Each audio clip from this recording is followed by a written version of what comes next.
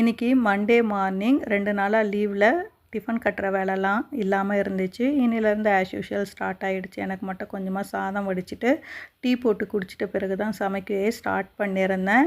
பாப்பாவுக்கு இன்றைக்கி காலையில் பிரேக்ஃபாஸ்ட்டும் லஞ்ச் ரெண்டுமே இடியாப்பம் தான் வேணும்னு சொல்லியிருந்தா. ஊர்லேருந்து கொண்டு வந்த இடியாப்பத்தை ஊற வச்சு பாப்பா காலையில் சாப்பிட்றதுக்கு கொஞ்சம் எடுத்து வச்சுட்டு டிஃபனுக்கு பேக் பண்ணிட்டேன். பாப்பா சாப்பிட்டு ஸ்கூலுக்கு கிளம்பிட்டா. கொண்டு போய் ஸ்கூலில் விட்டு வந்த பிறகு தான் எங்களுக்கு பிரேக்ஃபாஸ்ட்டு இடியாப்பமே தான் சாப்பிட்டு முடித்தோம். அதோட பாத்திரத்தெல்லாம் வாஷ் பண்ணிவிட்டு துணியை துவைச்சி காய போட்டுருந்தேன். இங்கே பூனேயில் பார்த்திங்கன்னா 5 நிமிஷத்துக்கு ஒரு தடவை வெயில் வர்றது, மழை அடிக்குது. இப்படியே மாற்றி மாற்றி இருக்கிறதுனால கொஞ்சம் திக்கான துணியை மட்டும் கயரில் போட்டு மீதி துணியெல்லாம் ரேக்கில் போட்டு அப்படியே தள்ளி வச்சுருந்தேன் வெயில் வரும்போது காயறதுக்கு.